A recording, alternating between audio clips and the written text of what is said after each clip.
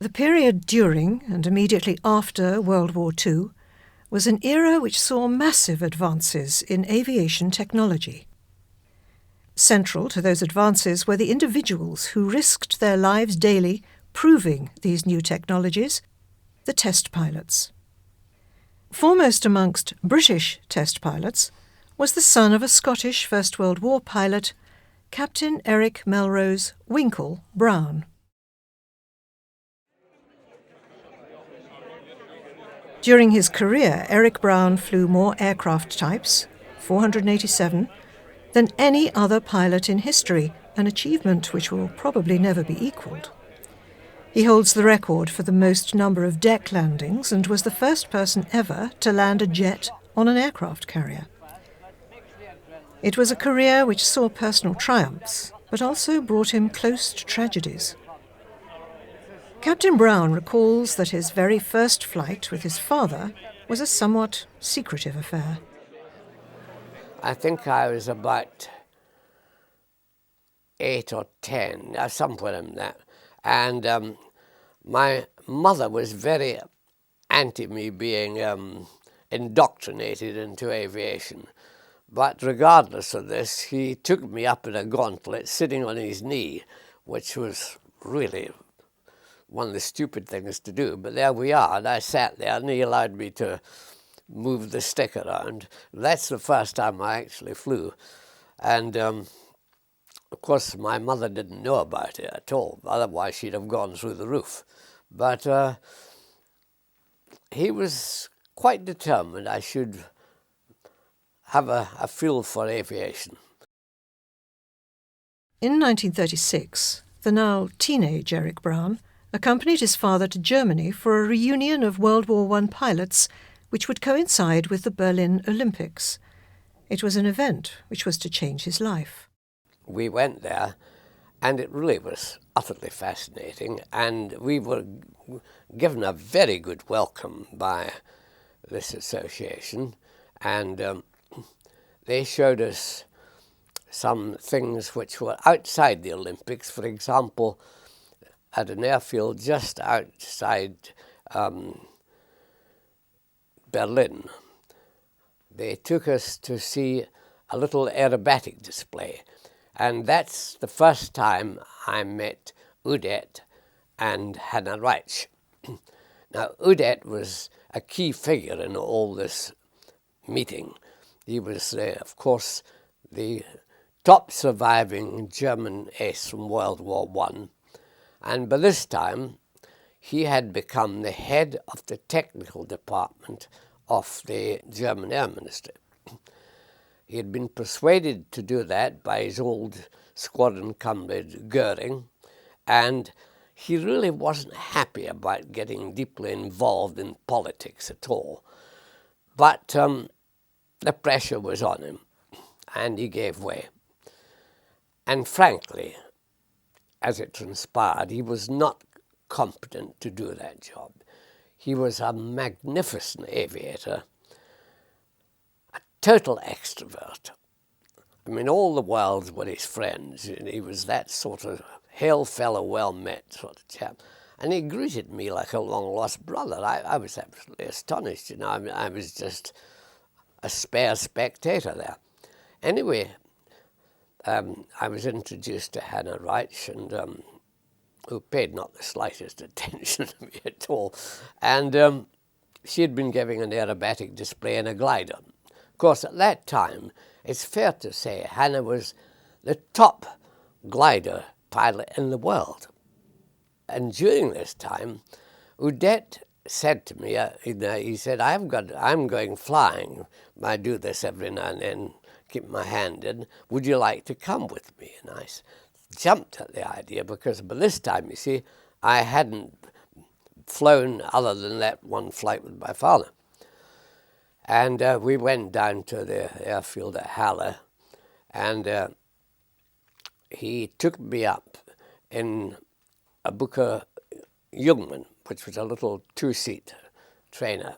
He strapped me in very securely, and I thought, that's nice. He's very concerned about this. But anyway, off we went, and He did every aerobatic known to man. I was hanging onto my stomach grimly, but managed not to throw up or anything in this, and to show great enthusiasm over the intercom, that just the pipe we had between us, to let him go on and do this. And finally, when we were finished, he came into land and he was on the glide when he suddenly turned this thing upside down and kept gliding down till I was convinced he had had a heart attack, and I thought, this is it. Because he hadn't said a word, and suddenly, when I reckon there was not very much more room than just to get the wingspan round, when he rolled it over and landed straight off as we got up in the row. He was that magnificent type of display pilot. And of course, when he touched down, I was speechless throughout, and he roared with laughter. And of course, he thought this was a great joke. But when I got out, he slapped me on the back and he gave me the German fighter pilot greeting, which is Halsen Beinbruch, which really means, broken neck and broken leg. It's just saying, you've stood up to this well. And on the drive home, he said to me, I'll make a deal with you. He said, if you learn to speak German and learn to fly, you can come back and see me sometime. The young Eric Brown was to fulfil both of Udet's criteria, gaining a degree in German at Edinburgh and learning to fly in the University Air Squadron. Intending to enter the diplomatic corps, Eric returned to Germany in 1938 as an exchange student, where in Berlin he renewed his acquaintance with General Udet. I went and saw him, and I thought I might get, a fob off from him, but on the opposite hand, he was absolutely delighted to see me, or appeared to be, and looked after me. And I didn't stay with him, of course, but I visited his flat almost every day, particularly in the evenings. And it was like the waiting room at the central station in Birmingham, because the number of people that visited this guy were incredible. And they were all people whom at that time I didn't realize how important they were in the Luftwaffe, but people like Mulders and, of course, Hannah Reitsch a lot. And they talked freely. These weren't what I might call official meetings or anything like that. They were just seeing him as a friend, and they enjoyed his company because he was so outgoing. And one of the things we did, which quite took me by surprise, his idea of entertainment was he'd put up a target on the wall. It looked like a darts target. And on the opposite wall, he'd put a mirror. And the idea was to stand facing the mirror, and he would produce a little pistol. It was about .22. It looked very tiny, little thing. And you were to look at the mirror and fire over your shoulder and see who get closest to the target. And I was astonished, because many of us missed and hit the wall. And he didn't seem to mind what the next door neighbour thought, because this was a flat. I don't know, but I suppose they couldn't argue with him. But he was like that, and there was loads of drinking going on and a lot of jollification. And he was an altogether delightful person. When we were there on this 1938 occasion, he took me to see Hannah doing a demonstration of the FW-61 helicopter in Deutschlandhalle. And there was an interesting issue there, because when they went to do the original thing, Hannah had flown this quite a bit. But the idea was that there were a lot of people in this big hall. It was a motor show occasion, actually. And she was going to lift the helicopter up in the hover and take it up maybe 20, 30 feet off the ground, turn it round and rotate it, etc. But on the day, to our astonishment, all our astonishment, it wouldn't lift off the ground more than about a few inches.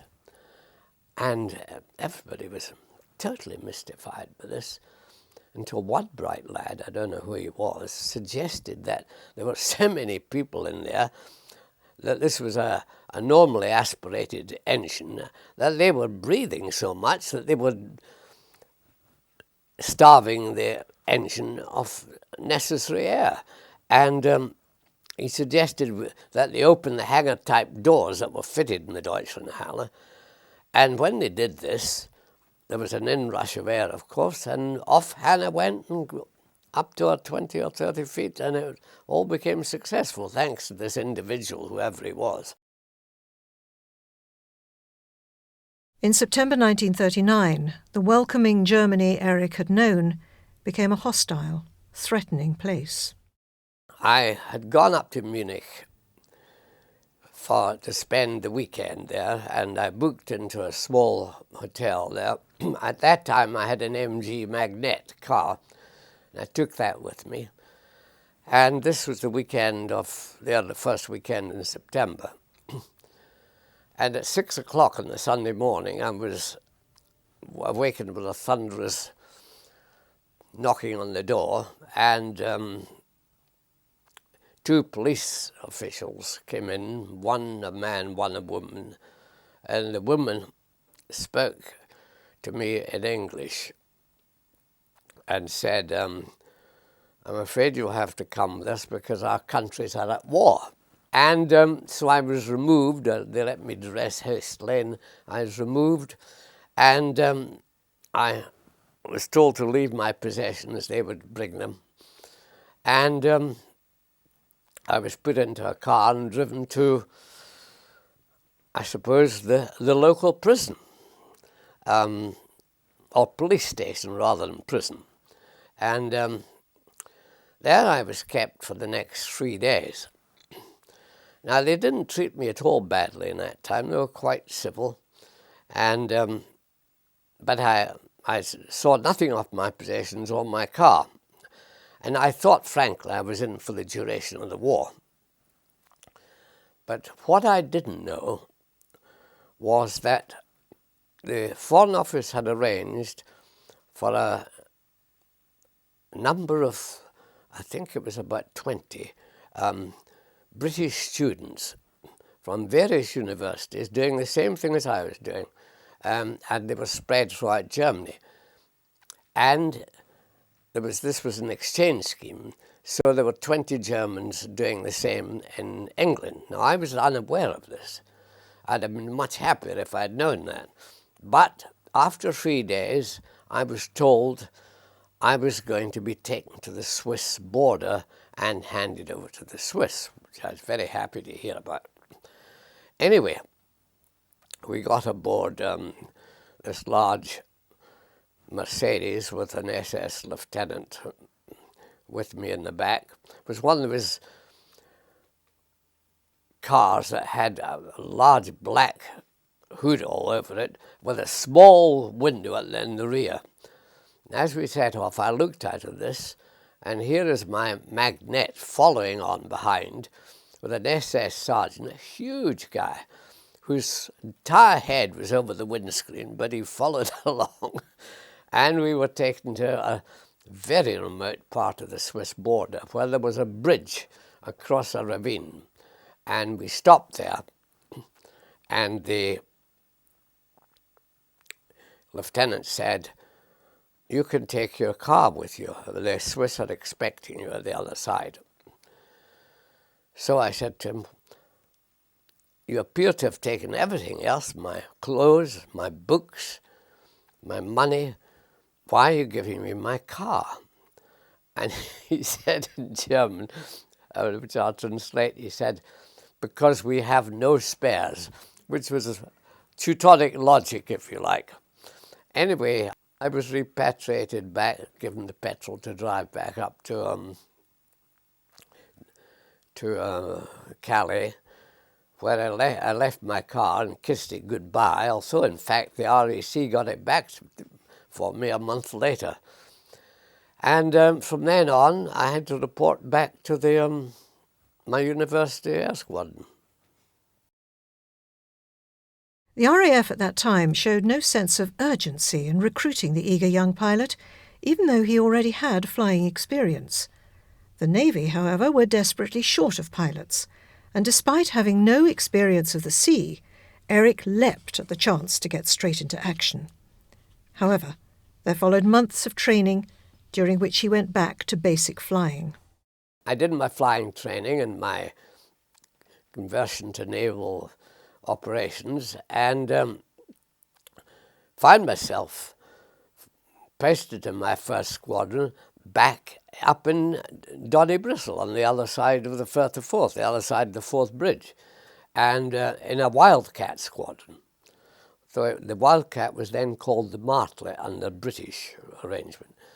But it was a lovely, stubby little fighter, and designed from scratch for naval carrier operations, which we had such pathetic airplanes in the Fleet Air Arm at that time. I mean, the top fighter at that time really was the Skua, which was a dive bomber and not really a fighter. So I was delighted to be in one of these Martlet or Wildcat squadrons. And we were destined for the first escort carrier, the first operational ever escort carrier, which was a German banana boat which had been captured in the Caribbean. And Churchill had the idea that he got to provide protection for the convoys coming across the Atlantic, couldn't afford to send the big carriers there. So he decided he'd have these little boats, try one out and see if it worked. And he just literally had the top sliced off this banana boat and a flight deck put on.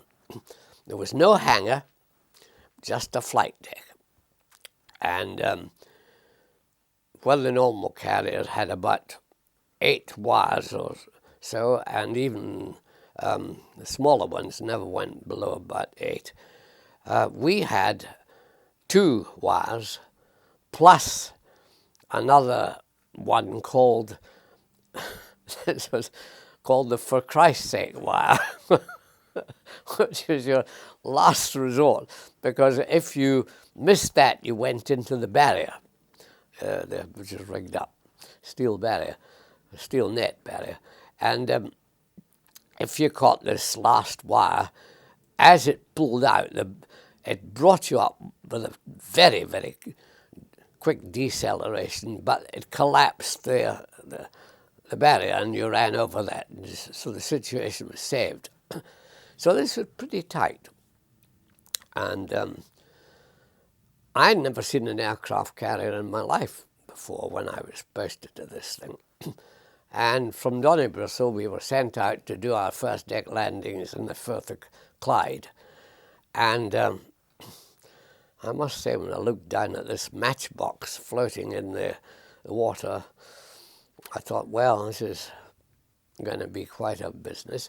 But apparently it didn't frighten me as much as the people who had already been on carriers, because they had been on big ones like the Ark Royal and whatnot.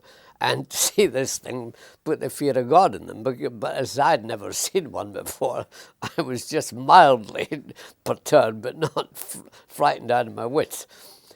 Anyway, we did our stint there, did 2 convoys, taking them down to Liverpool to Gibraltar. And we had quite a lot of success in staving off the main opposition where was the Focke-Wulf Condor, which in the military version was called the Courier. Very heavily armed and carried a bomb load to attack ships. But the main duty it had was a reconnaissance vehicle to alert and inform the U-boat packs where the convoy was, what it was doing. So we had a running battle with these things all the way, both ways. Now the first convoy was fine. We had some successes there and safely to and from. And the second one, we got to Gibraltar all right. But on the way back, we were very heavily attacked. And the carrier was sunk on the 21st of December, 1941. And we all found ourselves in the Bay of Biscay in December, which is not the healthiest place to be. So we lost a lot of people. The carrier sank very, very rapidly because it altogether 4 torpedoes were fired at it, and all 4 hit. The first one hit and jammed the rudder, so we were wandering around in the dark, because this was at night, rudderless, not knowing where we were. So the captain decided he'd have to heave to, but otherwise he might hit the ships in the convoy. And we were a sitting target then. We were out by ourselves, dead in the water, and the U-boat surfaced. And it was quite a startling sight, because it was covered in phosphorescence when it came up. And we could see the U-boat captain quite clearly. They were about, I would estimate, 200 yards away or so. And he was leaning over the conning tower, and you could see the gold braid on his hat. And there was a pause while we just, if you like, stared each other out.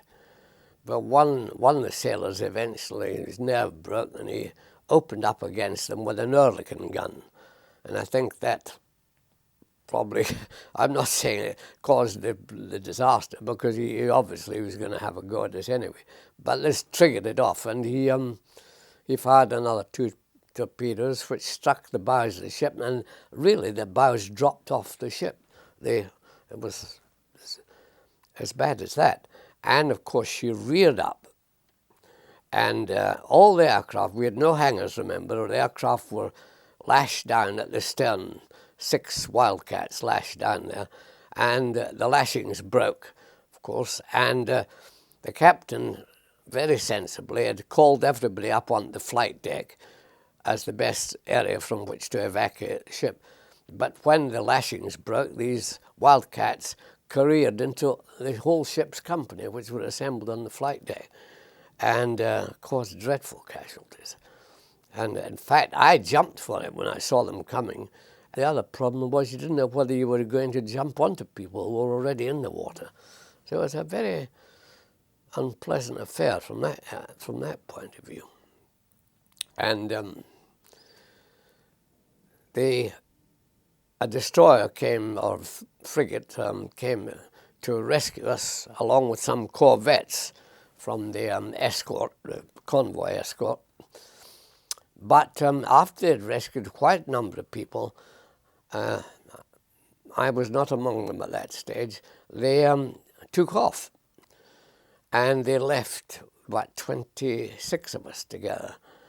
And we were unfortunate not to be picked up for the left, but we tied ourselves together. There were only 2 pilots, myself and my flight leader, and the rest were seamen from the ship. We had Mae Wests, which kept us afloat nicely. But they had only virtually inner tubes of tires around their midriff and cords over their shoulders connected. And after the rescuing aircraft, destroyers left, they fell asleep with exhaustion, I think. And of course they drowned, because our Mae Wests would keep our heads out of the water, but these inner tube affairs were hopeless for that. So the other guys were all lost. And in the morning, there was only my flight leader and myself. And the destroyer came back for us, well, just looking for anybody around. And when we got on board eventually, they explained that they had had an ASDIC ping, that the submarine was still around and they couldn't afford to come to a stop to pick people up, otherwise they were a sitting target. So understandably, they had to go and leave us at that stage. So we had a fair number of casualties total overall, with the actual torpedo strikes and the subsequent waiting for rescue. It was a ruthless war, and it wasn't just the enemy, you had another enemy in the sea. I had a month's survivor's leave after that, and then I got my next posting, which was to a unit in Arbroath, which was to be made responsible for checking the flight deck equipment on the new carriers that were coming from the United States. Britain had ordered more escort carriers from the Kaiser shipyard in the United States. And, of course, they could produce them at an incredible rate. And they were started to come over quite fast, one after the other. And they arrived fully equipped, but untested as such. So my job was to take 4 types of aircraft, 2 fighter and 2 torpedo bomber type. For example, I would take the Wildcat and the Hurricane, and for the torpedo bomber, the Swordfish and the Albacore, or something of that order, you see. And pull out each of the arrestor wires on the ship at least 2 times. Each one to be pulled out 2 times each by each type of aircraft. And after you'd done that, landed, you were catapulted off to test the catapult. Now, originally, we had started off, or we were scheduled to start off with 4 pilots to do this. But this was the war, and we were short of people.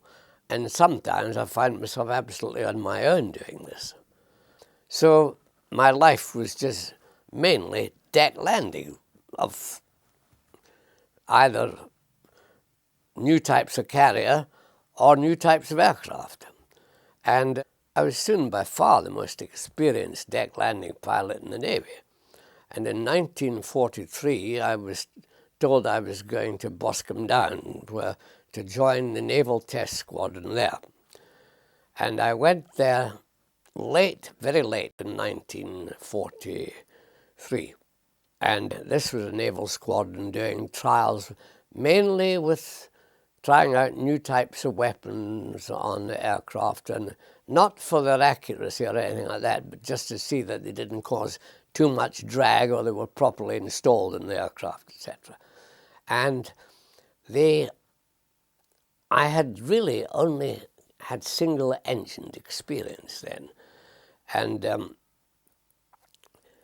the bosses at Boscombe Down, whether they had been told to get me experience or whether it was their own decision, I know not.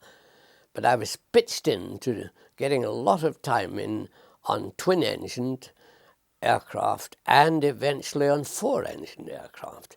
And this is a bit of a rush job because I was only at Boscombe about just over a month. And I was even sent to Italy in the middle of all this to fly some 3-engined aircraft in Italy, and in particular to fly the Macchi C-202, which was their latest fighter there, and write a report in it and see what my qualitative assessments were like. Anyway, when I got back to Boscombe, and it was early in January, I was rung up one day and told that the naval pilot at Farnborough had been killed in a deck landing accident. And did I think I could land a Mosquito on an aircraft carrier? And I said, well, I haven't seen a Mosquito yet. But I know about it. And with all the brashness of youth, I said, I guess I could have a go at it. And anyway, they said, well, the pilot at Farnborough has been killed, and you have to get yourself down there as quick as you can. So I arrived at Farnborough on 17th of January 1944, and there I remained for the next 6 years. But my immediate first job was to get time in a Mosquito and prepare myself for deck landing it. Now, many people said, oh, well, there you are, mission impossible, because we had had nothing like the landing speed of this before. The pilot's notes on the Mosquito said the landing speed was 125 miles an hour. And I was told that I had to maximum speed that I dare land this thing into the type of arrestor gear we had was 86 miles an hour, which was less than the stalling speed of the aircraft. So, of course, you may say, well, how were it going to be done? It was going to be done by hanging on the props, putting a lot of power on and coming in under these circumstances. This was obviously not a desirable arrangement for normal operations, but all this was made of a special operation, which was to be be in the Far East, where the Mosquito was going to drop spinning Barnes-Wallis bomb in the method that the dam busters had used, but a different type of bomb. Theirs was shaped like an oil drum. This was a totally spherical bomb, and it had to be done by carrier, and they hoped to get the crews back by landing back on the carrier. Now, these were to be RAF crews who had never done any, well, at that time hadn't done any deck landings. So the chances of getting back, I thought, well, they're all right, they'd get back to carrier, but whether they'd land in one piece was dubious. But we had to prove the thing anyway. So that was my first big job at Farnborough, and from then on, of course, I was part of the Farnborough team, because this thing was highly successful, and I suppose they felt, well, if we can do this, we can use them a bit. Before I did the Mosquito trial, one of the very first jobs I had at Farnborough was we had in the Navy at that time merchant ships fitted with catapults and a fighter, which could be launched against these Focke-Wulf couriers in the Atlantic, but only if the courier was actually sighted, because once the aircraft was launched, there was no way back. Pilot either had to bail out or ditch, and you just didn't ditch a Hurricane with impunity. So when I got to Farnborough, it was decided that the Hurricane was not good enough. It had been outclassed and therefore be replaced by the Seafire. And I was to do the catapult launches for the Seafire. And these ships were, of course, ships that had been, again, like the escort carrier, the brainchild of Churchill himself. And suddenly we got a message that the great man would like to come down and see this for himself. And I think some people's nerves jangled a bit, because this Seafire was on a cradle and which had rockets attached, and it was rocketed along the catapult, and it was stopped at the end when it reached about 70 miles an hour by two prongs on the cradle penetrating two tubes filled with water, and that arrested this trolley in the astonishing distance of about 8 feet. Well, on the great day, the chap who filled the tubes with water, I think, must have got a bit of nerve, because he failed to fill them with water, unknown to anybody else, of course. And I was shot off in front of the great man, and of course the cradle went clean through the tubes and was still attached to the aircraft. And it's a fair bit of ironmongery to have a hanging under your airplane.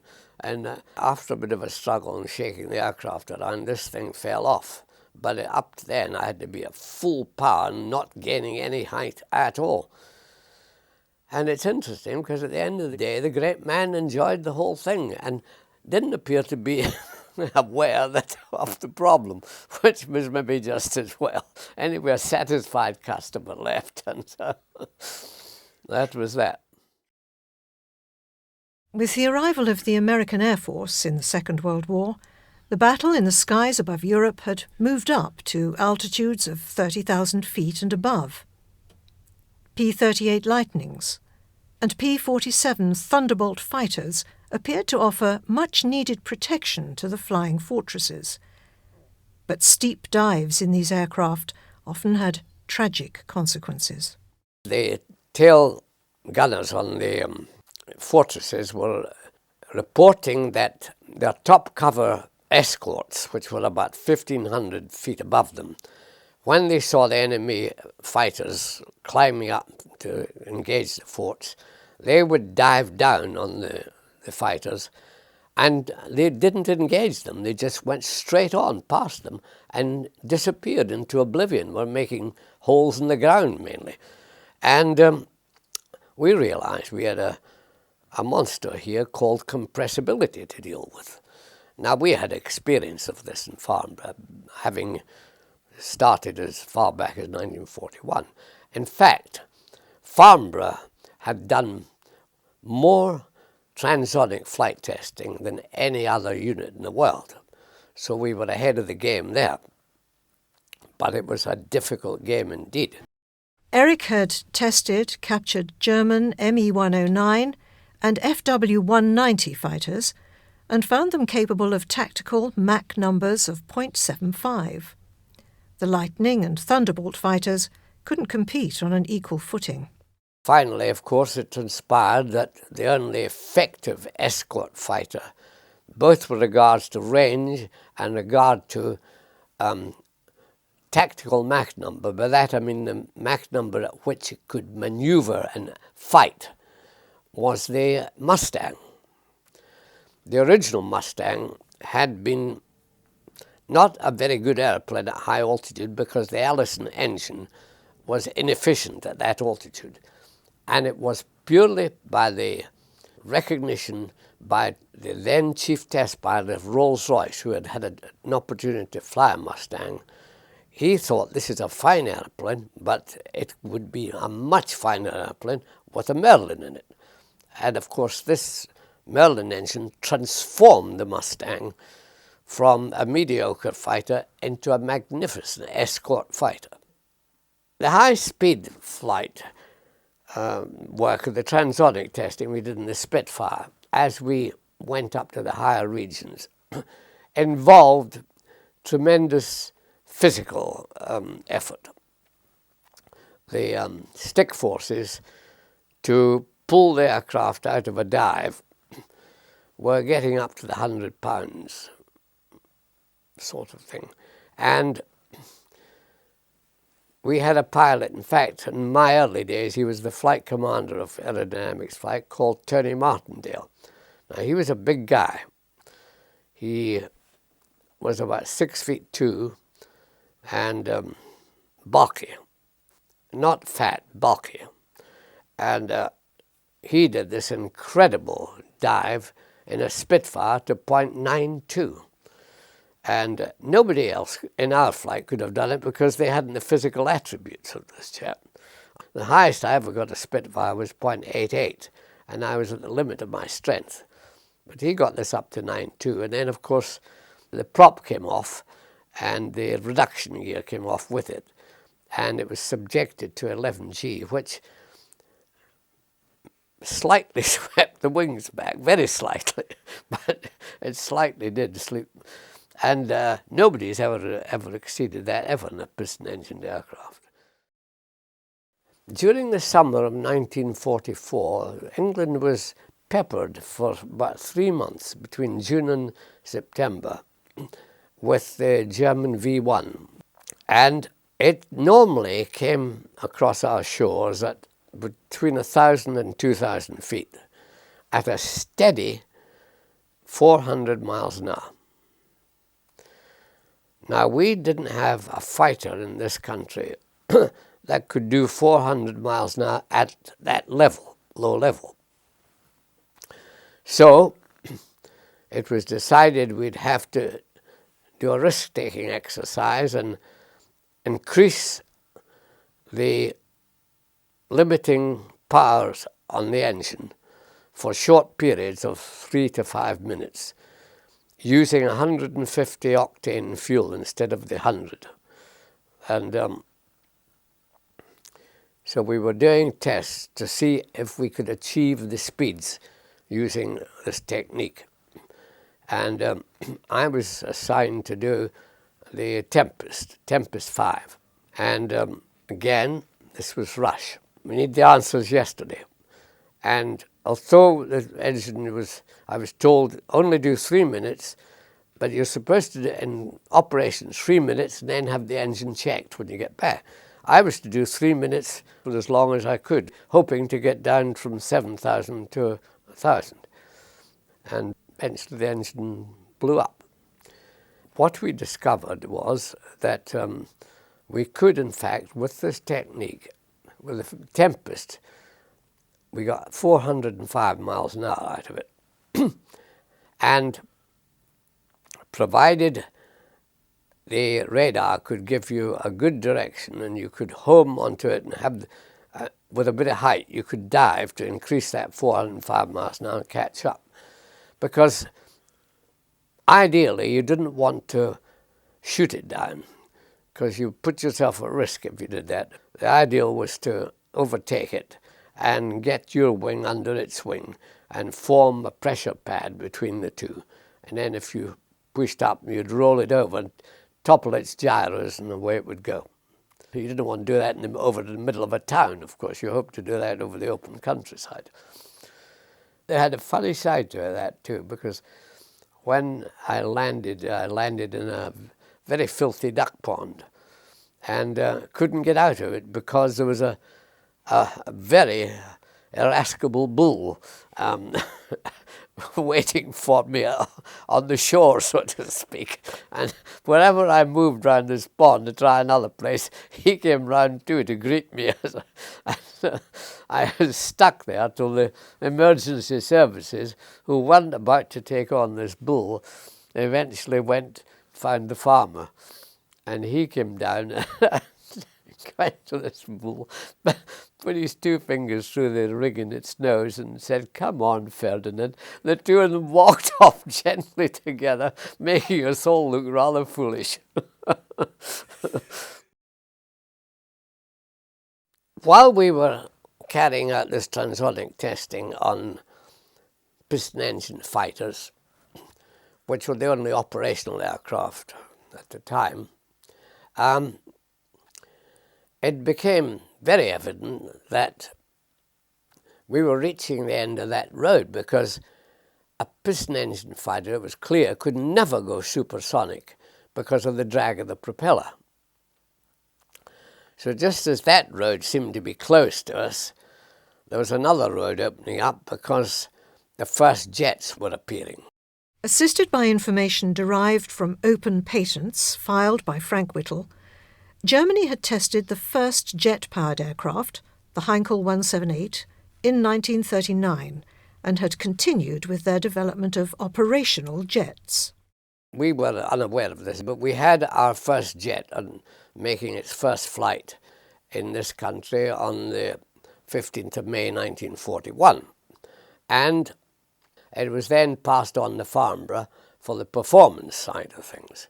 And I was brought into this because I was in the early jet flight at Farnborough, and we started, of course, to do transonic flight testing on it. And we realized, of course, here was the answer. The jet was going to easily go much faster than the piston engine aircraft. The E-2839 was a very simple aircraft to fly. It was really a flying test bed for the engine, but very simple to fly. And we didn't have much or very few problems with the actual mechanical aspects of the engine. We had problems with the fuel flow aspects and the combustion aspects, but not so much the mechanical aspects at all.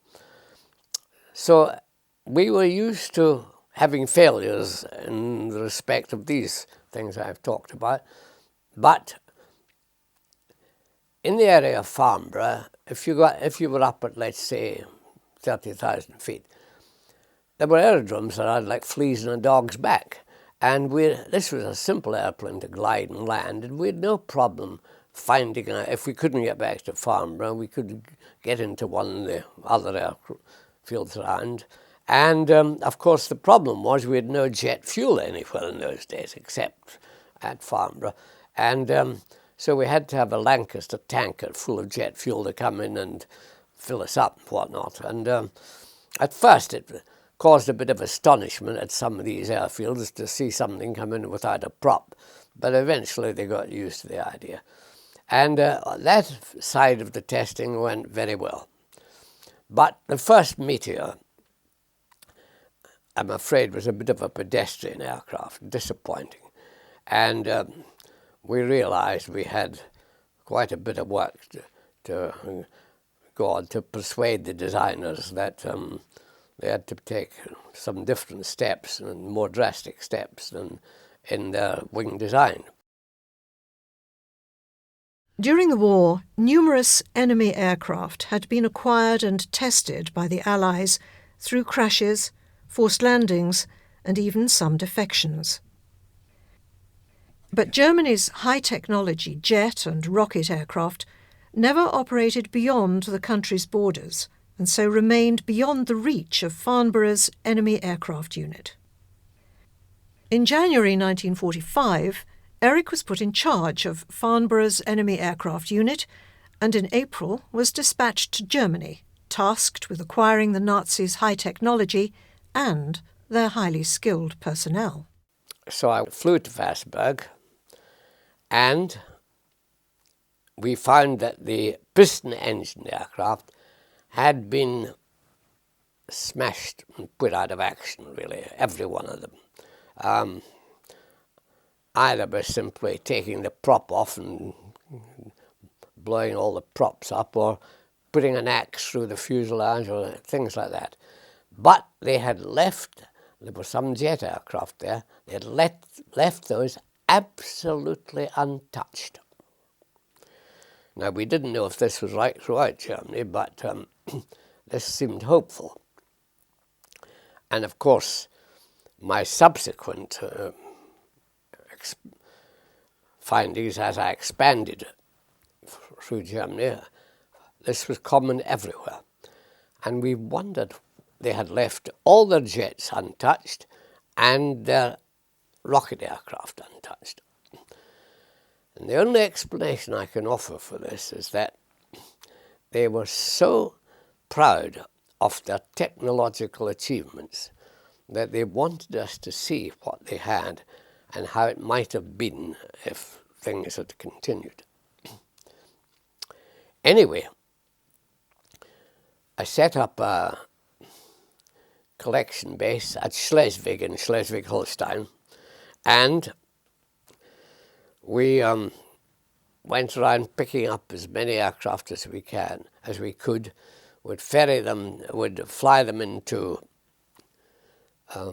Schleswig, give them a check over, and using some Germans as we had to some maintenance people, and eventually fly them to Farnborough if the distance was acceptable, which it was for 2 of the jets, but not for the 3rd, which is too small, nor for the rocket aircraft, which had to be ferried by air or sea. One of the jobs I had to do was I had to fly cartloads of scientists to various wind tunnel estates or aerodynamic places like Göttingen, Falkenrode, places like that. But I took them there and had a quick look and dumped them there and left them for a while, and when they were ready to be collected, went back and got them. On the road, we were going up to Scandinavia, and we landed at a place called Bad Oeynhausen in a Siebel 204, and the engine failed on takeoff, port engine. And it was a very short runway with hills around the place, so I thought, no, we wouldn't be able to climb over these on one, so I diverted it straight into a haystack, and didn't do any damage at all. We got out and cleared all the hay away from the engine, and I had a look at the engine and decided that all it was that the plugs had oiled up. So we had these eminent scientists out there with pipe cleaners and nail files and whatnot, buffing up the spark plugs so we could get off again. Oh dear. Oh, there were some funny occasions, really. How we lived through it, I do not know. We were alerted by intelligence people that we might find the first jets up in Schleswig-Holstein, so which we did. We found the first Messerschmitt 262s at Schleswig itself. But then there were no radars there, and we were told there were radars up at a place called, an airfield called Grove in Denmark. So I went up there, and sure enough, there were some radars there, which had actually flown down from Stavanger in Norway, where there were a lot of radars up there. So I decided that we better have a go at this thing. And of course, we knew nothing about the engines. We had heard that the scrap life was 25 hours. We didn't know whether to believe this or not, but we thought we better not push it. And of course, we had no maintenance people of our own who knew anything about German jets. So we were totally dependent on the Germans. Well, I interrogated the pilots, and they were totally uncooperative. Totally.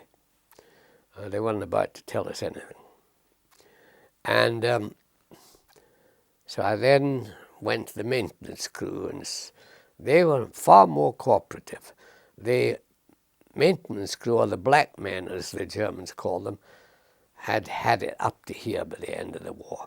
The relationship between officers and German maintenance crew was very poor, very poor.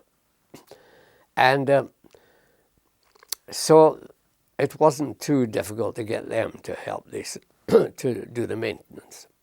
I had to put them on trust, of course. And I taxied the aircraft out once they had done it to the end of the runway, and revved it up. To show you how slow the engines accelerate, it took 15 seconds to get it from idle to full power. And you held that on the brakes, and then off you went. And I was just releasing the brakes when the starboard engine blew clean out of the airframe, and took the starboard wing with it, or most of the wing anyway. And you're faced with, was it sabotage, or had it run 24 hours and 50 minutes? I inclined to the latter, that it was, because we had no documentation to tell us they'd destroyed all that. But we had RAF regiment people there, and they took the view that this was sabotage, so we left them to that thing. But I flew German jets. I must have flown them for somewhere between 300 and 500 hours. I never had any other trouble after that. The Me-262, without any question, in my opinion, was the most formidable aircraft of World War II. It was a quantum jump in performance.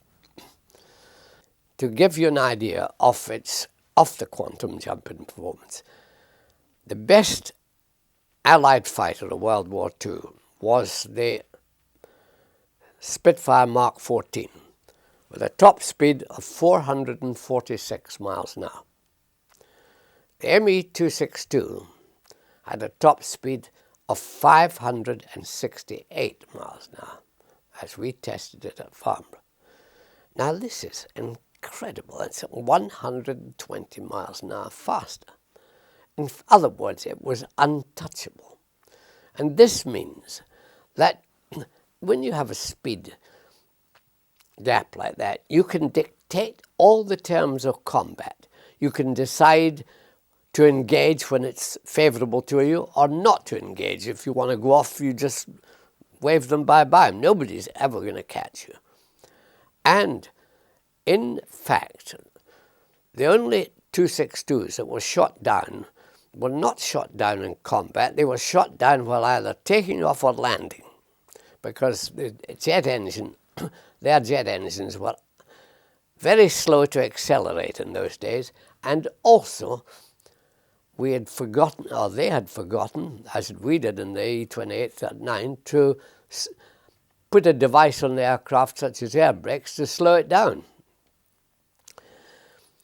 But with that gap in performance, we learned a lot, for example, about axial flow engines. We learned a lot about sweep back, and the dividends that paid off were huge. The tiny Me-163 rocket plane was one of the most exciting and, for the pilot, dangerous aircraft Eric ever flew.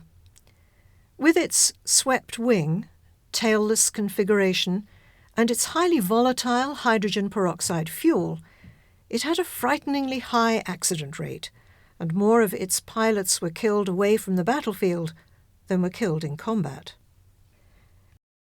Despite this, Eric, with the assistance of a German ground crew, flew the Me-163 not only under tow, but also under rocket power, an event he kept secret for decades. In doing so, he became the only British pilot ever to fly a purely rocket-powered aircraft. I found it an experience that I'd never felt before, that the aircraft was a step ahead of me. The acceleration was so colossal that you felt you're trying to catch up with a runaway train, and you had to constantly try and think ahead of it. For example, after takeoff, when you accelerated, the climbing speed was 450 miles an hour, climbing speed, and you were going up at about 45-degree angle. And you got up to, I went up to 32,000 feet. You get there in about two and a bit minutes. And when you get there, you can't afford to relax and say, God, I've got there and I'm going to level out now, because if you don't immediately throttle back when you level out, you're into compressibility troubles because the speed of the thing is so fast. And the other aspect, which is in your mind all the time, is you are sitting on board a load of very volatile fuels. The pilot is rather like I'm sitting here. There are two tanks shaped not unlike these armchairs, and both of them contain T-stuff, which is concentrated hydrogen peroxide. And I mean, a bullet through one of these and you've got a lot of trouble. And you were in this aircraft, locked into an aircraft which had no ejection seat, and you couldn't jettison the hood above 250 miles an hour. It's at a 600-mile-an-hour airplane. And you were in a tin coffin, really. And so, as I say, a tool of desperation. And I think I haven't met a pilot yet amongst the Germans that would say he enjoyed a relaxed flight on the, on the 163. We couldn't do this on our own. We had to have training on a 163A, and we couldn't get cooperation from the Germans at all at first. So we had to go to the prisoner of war groups and interrogate them and find any that would help us. Now, they were very scared of helping in case they were accused of treason, and there were underground movements in Germany that were taking action against people that were there to commit treason. So they would only do this if we said we would not reveal their names or that of their families, and that after the operation we wouldn't put them back in the prisoner of war camp where they'd probably be lynched if the people knew what they'd been doing, and that we would give them a pass that would let them go straight home and not serve as prisoners of war for, let's say, 2 years as it was. We kept our promise on this, and the third of my team of 3 died about 11 months ago. The main thing we got, quite apart from the aircraft, were the actual wind tunnels and the technology of the scientists themselves. They were so advanced in aerodynamics, in rocketry, in engines. One has to accept they were ahead of us in most of these fields. We captured the wind tunnels and we captured a lot of the scientists with them. And these were invaluable. We found some excellent scientists. To name 2 who were absolutely wonderful at Farnborough, there was Dr. Kuckerman, who in my opinion was the catalyst for Concorde eventually, and Dr. Deutsch. Both of them stayed their entire lives at Farnborough of their own accord and made huge contributions to aerodynamic knowledge in this country. I was operating at first mainly in Schleswig-Holstein, and Himmler was on the run in there. And the army contacted me, just the local army. They were at Celle on Lüneburg Heath, and said, you know, could I keep a lookout for them in my travels, or if I heard anything to let them know. But of course, the thing was, they didn't know it. They had already captured him. He was in a prisoner of war camp, and they didn't realize it. It was his own people that gave him away, because he was hated, of course, by them. And I thought I have no excuse to interrogate him at all. They probably wouldn't let me.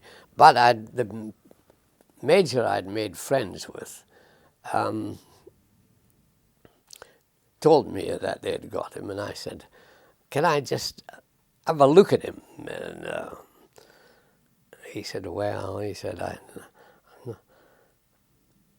I could arrange it at a certain time of the day, but just to look at him. And when I went, I said, can I ask him 2 questions? And he said, absolutely off the record. But I mean, I think now I wouldn't. The guy, the major's dead anyway, long dead. And I just asked him 2 simple questions, non-political, purely involved with aviation. I asked him why he had arrested Wernher von Braun in 1943. And also I asked him why the SS was so involved in aviation production plants. To the first one he said, It was because Wernher von Braun, in his opinion, was playing at his hobby and not really giving the war effort he should be giving. And then the other one, he said, well, we were using, he didn't call it slave labor, he said we were using foreign workers. And he said, we wanted to make sure there was no sabotage, and so my people were in there for quality control. And of course he committed suicide later. But I did have an arranged interrogation of Goering. Now this all happened because, thanks to the fact that we had all the Arado jets in our zone, the Americans, we gave them 2, and they came back at us later on and said, we'd like 2 more. And I said, well, can we have a little quid pro quo on this? He said, oh, well, what aircraft do you want? I said, I don't want any aircraft. I said, you're working in the higher levels of your command. Could you arrange an interrogation session with Goering? And he said, well, I don't know, but I'll see. Well, it happened when Goering was at the earlier part of his incarceration in Luxembourg. I was allowed a half an hour with him, and no political questions. At first, I think he thought, oh God, another bloody political interrogation. When he found out I was a pilot, he changed completely. And we had quite a reasonable chat about this and that, and I asked him things like, you know, what he thought of the outcome of the Battle of Britain and whatnot. And we got the usual answers. Of course, he said, well, it was a draw. And I said, how do you work that out? And he said, well, I had to withdraw my fighters because the Fuhrer wanted them to be diverted into Operation Barbarossa, which was the attack on Russia, of course. But I found him very, very amenable. And in fact, I thought to myself, you're too amenable for my liking. What's going on in your head? And of course, the truth of the matter is, I think he knew he wasn't going to be executed. He was going to swallow his pill. And I think that coloured his attitude entirely to his questioning. I interrogated Wernher von Braun in Britain when the Americans gave us access to him, and so we had him for a while here. I have never met a man with more self-confidence in all my life. His attitude was, aren't you lucky? You've got me, the biggest prize in Germany, and I've given myself up to you. He didn't speak very good English at that stage, I have to tell you. His brother was speaking for him in English. They were both caught together. And he had a broken arm at that time. He'd had a car accident. I was asking him questions under guidance. I was given the questions because I didn't know enough about what we wanted to know from him. So I had a boffin with me who gave me the questions, and I asked him. So I didn't really ask him any free questions, except one on the wind tunnel. They had an incredible wind tunnel at Peenemünde,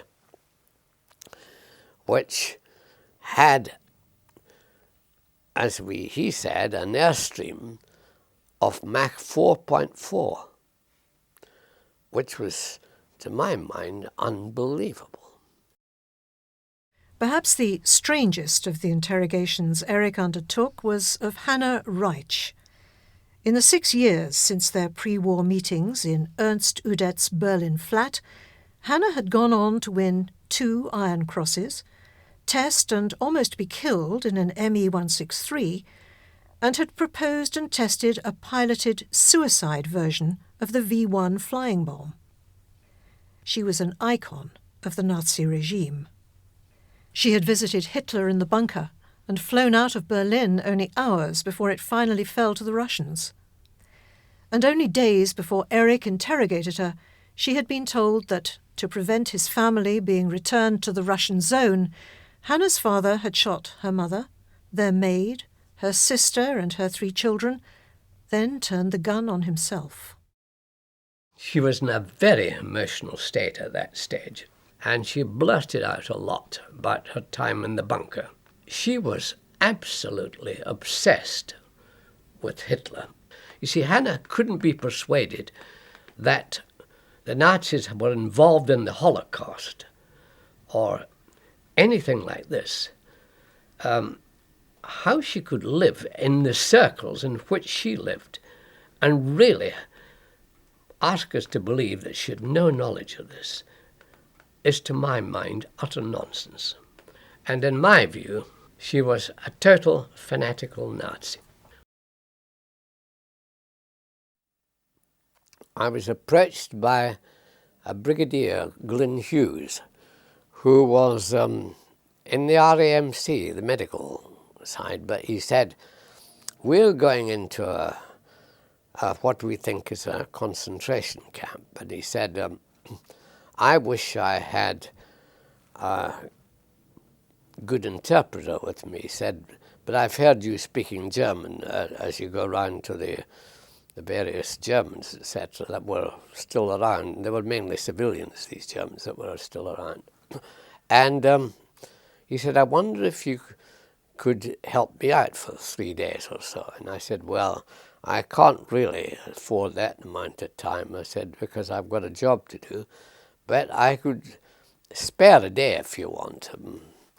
And he said, well, let's make it first day and we'll do what we can. So they went into Belsen, which was not far from Fassberg, just road, and it was an eerie business because it was in a heavily wooded area. Wasn't a sound of a bird anywhere. It was quite eerie. Absolute stillness. And when we went in there, well, it just defies description, really. There were huge open pits, bodies just thrown in any old how. And we went into the barrack quarters, and I, frankly, was not very happy with it because I thought, I don't like this. The stench was unbelievable. And there was excreta everywhere because these people were lying on open slatted bunks, three tiers, and just messing on each other through, too weak to move. And his main interest at that time, of course, was getting his people to try and save the ones that were near death anyway, but also they were still half alive. And but he wanted to have an interrogation of the camp commandant and the lady camp commandant.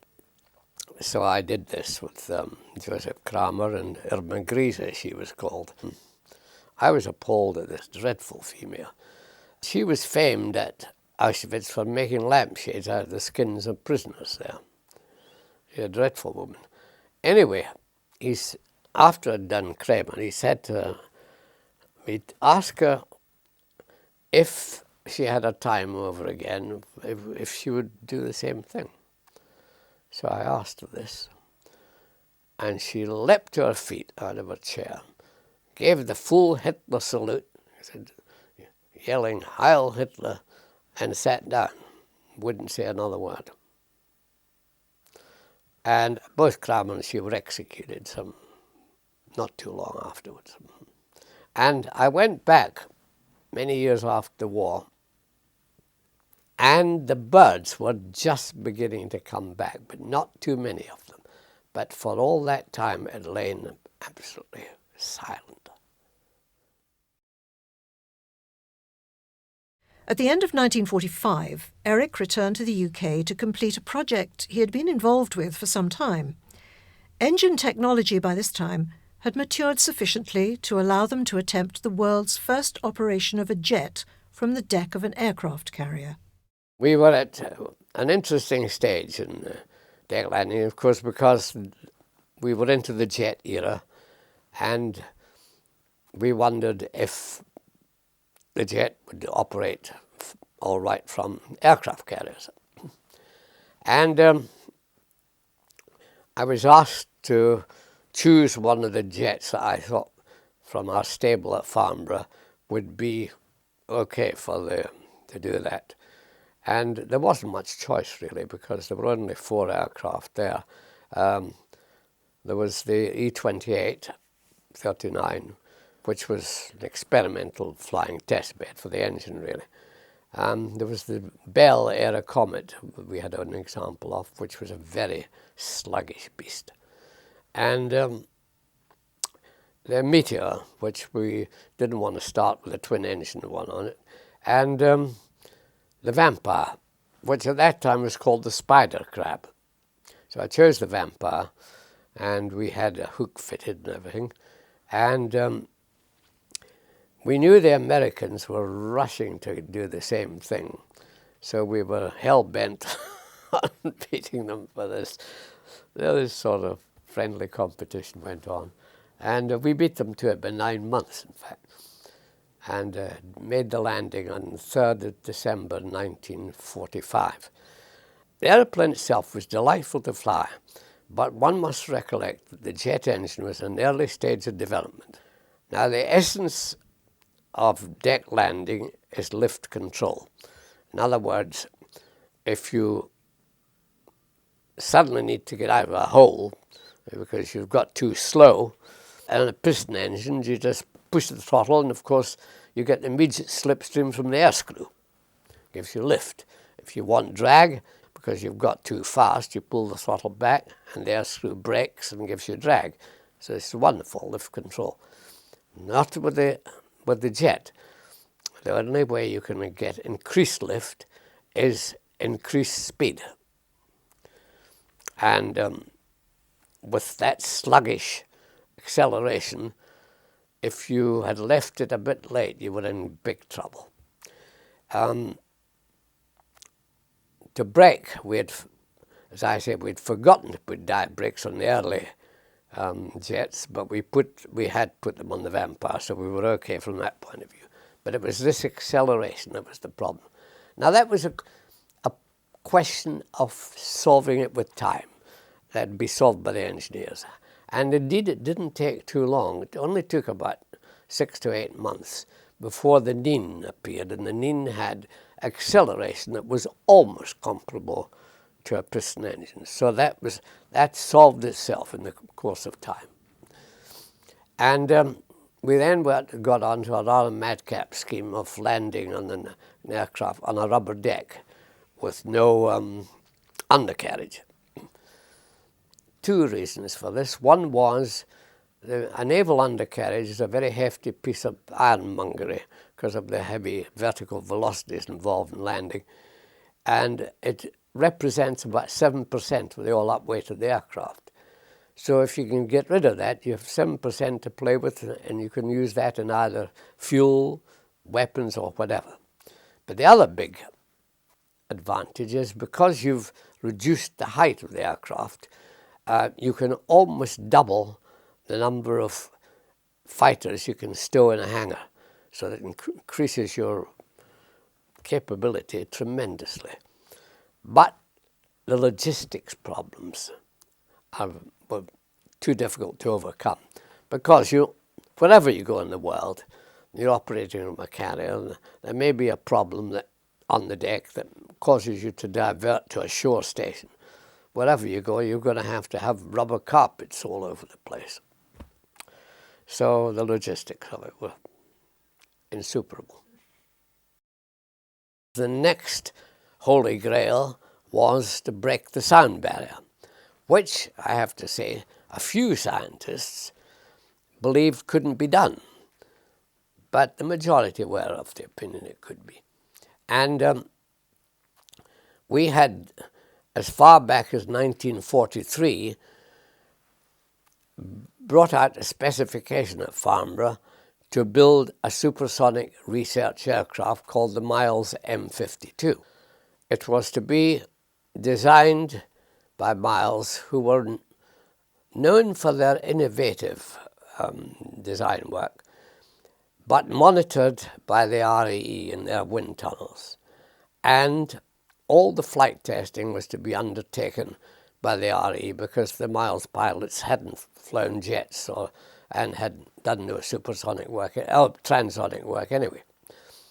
And in early 1944, I was alerted that I would be the pilot for this M52.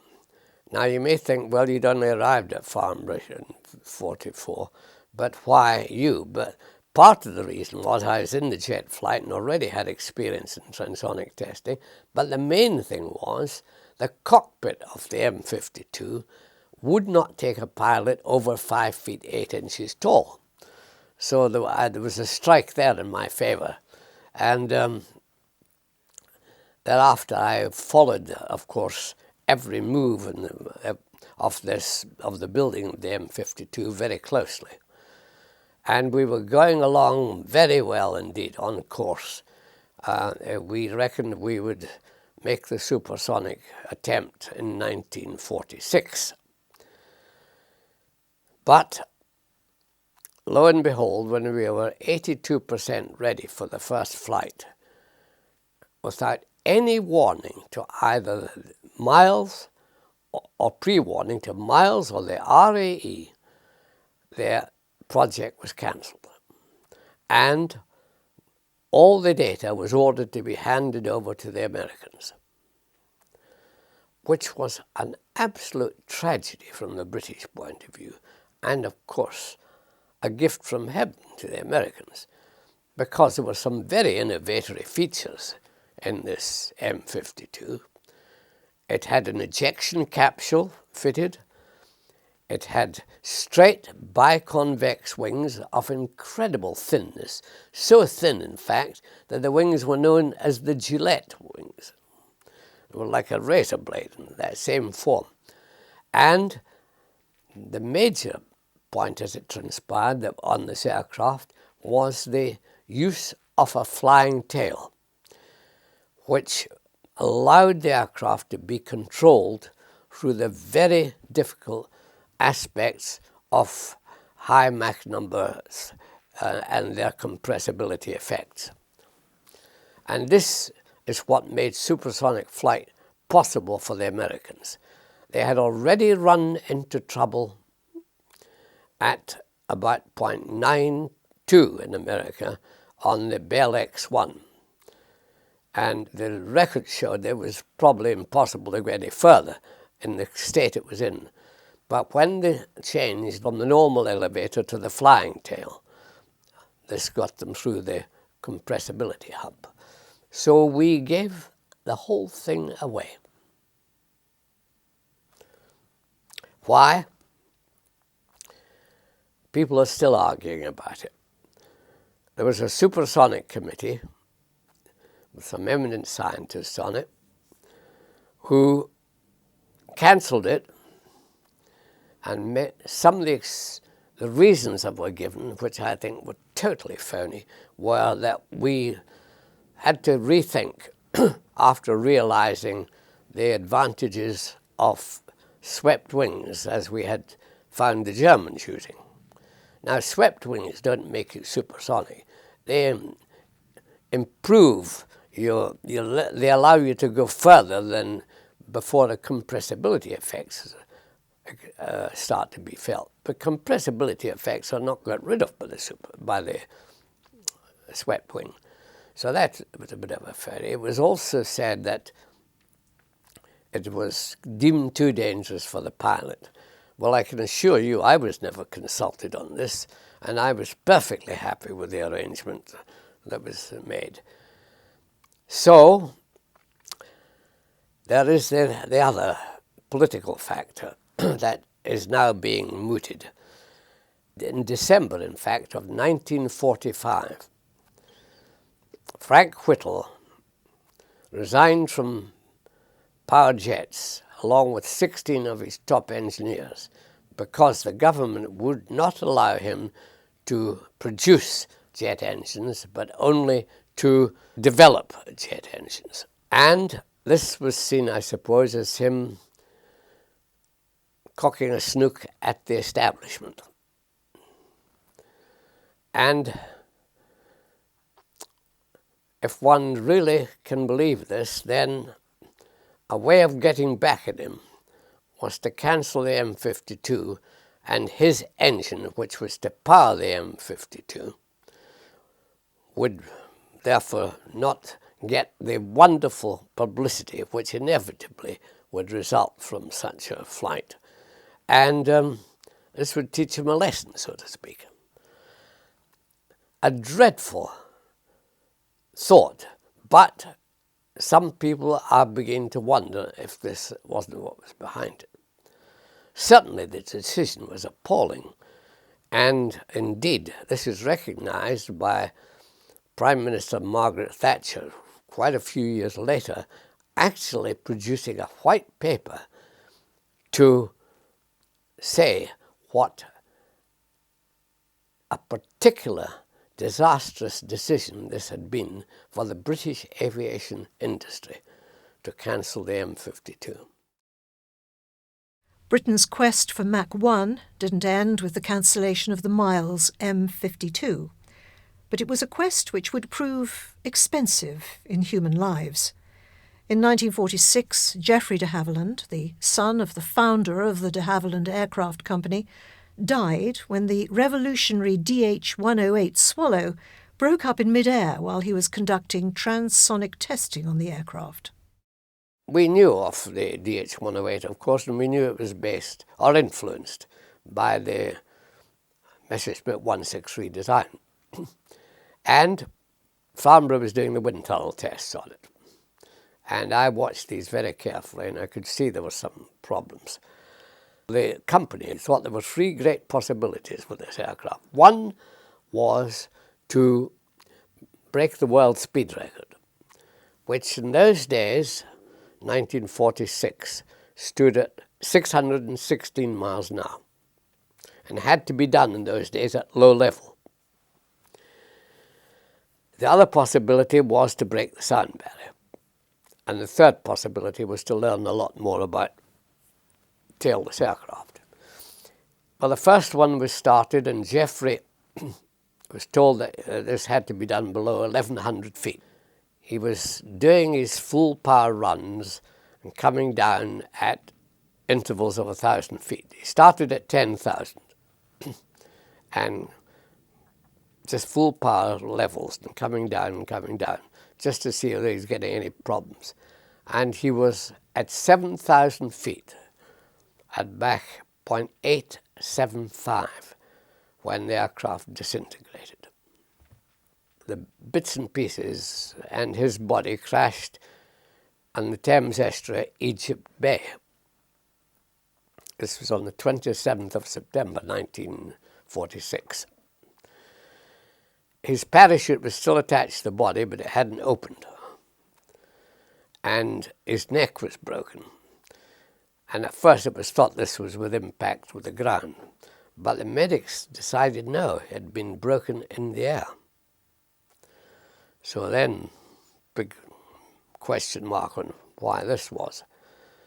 And the accident investigation job was given to Farnborough, and I was asked to simulate what he had done. But there had been improvements made to the aircraft, and the wings had been strengthened, an ejection seat was fitted, slightly more powerful engine, and it had trim flaps fitted. So I had quite a few advantages. Anyway, I started off with the same height as him, 7,000.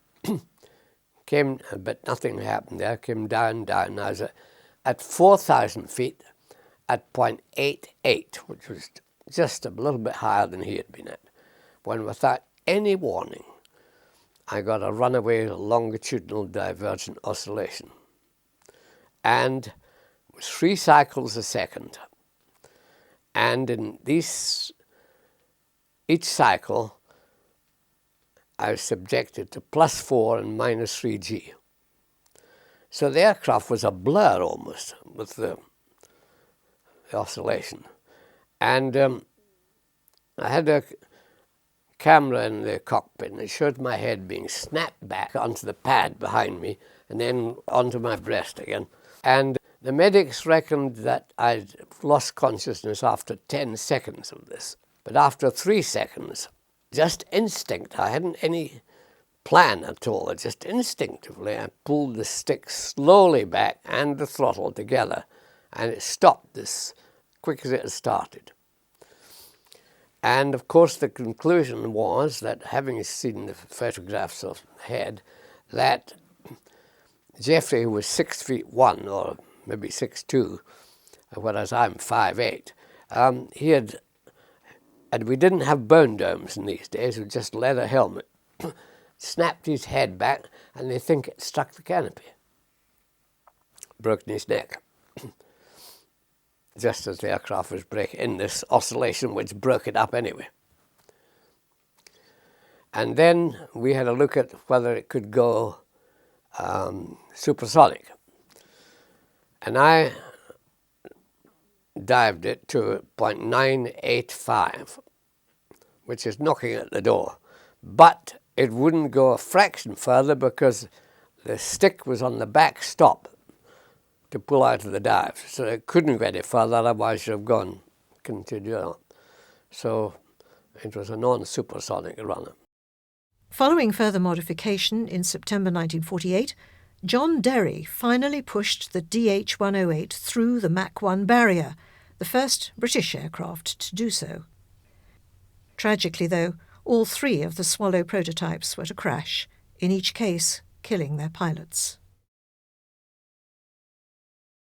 Eric finally broke through the Mach 1 barrier in an American F-86A Sabre when, in 1951, he was posted to the United States Naval Air Test Center at Patuxent River to assist the U.S. Navy with their development of carrier-based jet operations. The Sabre was an aircraft he was later to describe as the Spitfire of the jet age. Test flying has always been an inherently dangerous undertaking. During his career, Eric was to see many of his friends and colleagues killed testing new aircraft. In addition to bailing out of a Hawker Tempest and his dramatic flight in the DH-108 Swallow, he had numerous other potentially disastrous experiences. Just a week before leaving Farnborough, he was almost drowned when the SR-A1 jet-powered flying boat he was testing hit a submerged object in the Solent and turned over, trapping him in the cockpit. He only survived thanks to the quick intervention of Geoffrey Tyson, Sanders Rose, chief test pilot. So how do test pilots reconcile themselves to the risks involved in their profession? Well, I think your attitude is a very personal thing, and if you value your life and value the responsibilities you have to your family, and I think your approach to it can be a lot more logical than just having a sort of wild bash, so to speak. You know, they talked about in the early days in the jets, kick the tires and light the fires and last one off's a city. Well, this attitude is, of course, hopeless. And particularly in the circumstances where I was, where I was flying a massive number of types. I mean, I flew 1 month, 30 different types. On 2 or 3 occasions at Farnborough, and you just can't jump from one to the other without putting yourself at risk. Many of them, their attitude towards it was, well, things won't go wrong, but so many were proved wrong. My wife used to say, he'll be all right, he's okay, he's not under risk because he's got no imagination. Maybe she was right.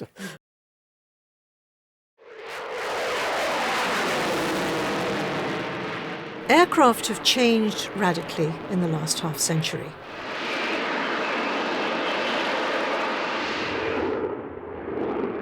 But how has the role of the test pilot changed in that time?